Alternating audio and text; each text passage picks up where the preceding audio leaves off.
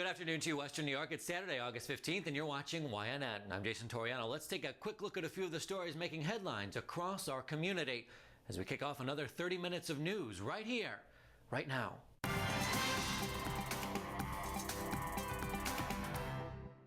20-something trying to clinch the city's top spot encounters some problems. We'll explain. In the wake of the mid-air collision in New York, one reporter asks, just how safe are the tourist flights over the Big Apple? An innocent bystander in a Queen City shooting dies. City honors is halfway. With what? We'll tell you.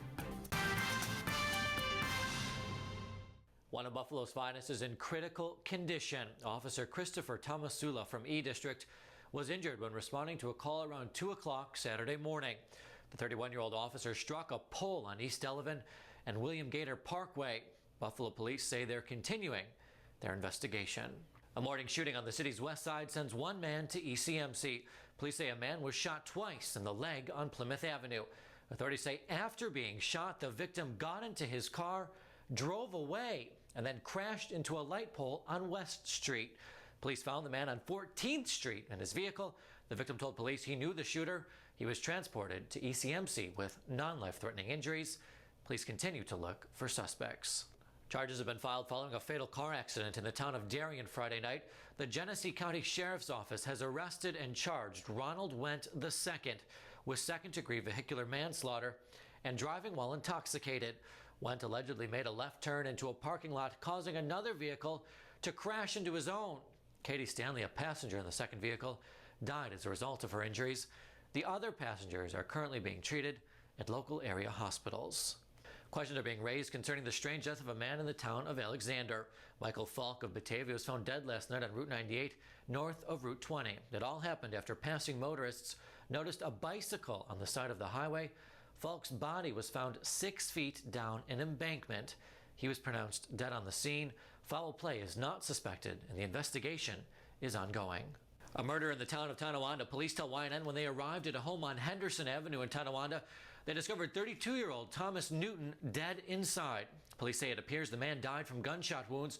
No one has been arrested yet, and police continue their investigation. They're asking anyone with information to call police. That number, 879-6613.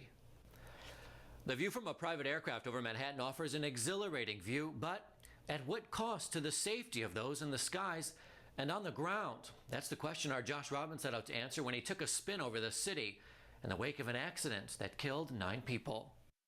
There was a singular beauty and power to the city seen from 2,000 feet. There's also a realization of danger and intensity. Pilots report what a novice easily spots. A recent fatal crash along this same narrow Hudson corridor was no fluke. It really ends up being quite a harrowing experience flying up there if you're just flying without air traffic control. That's how a helicopter and plane were flying August 8th before colliding in unregulated, self-guided airspace at the same level as New York's spires. All right, everybody can put on their headsets. And Friday, it quickly became obvious how valuable those controllers are in identifying what's easily missed. Moments after liftoff from Westchester County Airport, a voice barked that another plane, this one landing, was bearing in directly at us. Pilot Dan Rose banked sharply left. Then off the wing, word of birds, passing too quickly to be caught on film. And finally approaching Manhattan, growing dots of passing helicopters, faint against the glare and clouds. The radio squawked repeated warnings, as did our 4-seater's automated navigation. Imagine throwing in a lot of small planes, particularly coming out of Teterboro, which you saw was in the middle of the Hudson corridor there. It's just a recipe for disaster, if you will. The views were unmatched, but for Rose, a Navy-trained pilot with more than 2 decades at the controls, it wasn't all joyride. Often he was dealing with a bevy of instructions over the radio. Some complain all that noise is a distraction. He disagrees. He says sometimes swarms of aircraft eager for the views make the space as unruly as the Wild West. It demands more structure, not less. Investigators have found a controller working August 8th was distracted by a phone call. Probers say that didn't trigger the collision. To Rose, who kept above 1,100 feet Friday, there's no substitute for the help.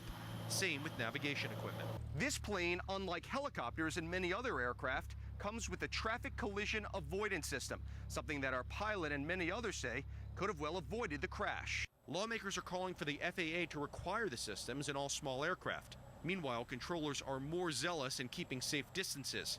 Pilots are also wary. Many are skittish since the crash and are staying away. Over New York City, Josh Robin, YNN. The innocent bystander in an East Side shooting has died from his wounds. The 61-year-old man had been standing outside an apartment complex when gunfire erupted about a block away. Police say Larry Crosland was caught in the crossfire. He was taken to an area hospital. Police have located this car. They say it may be connected to the shooting.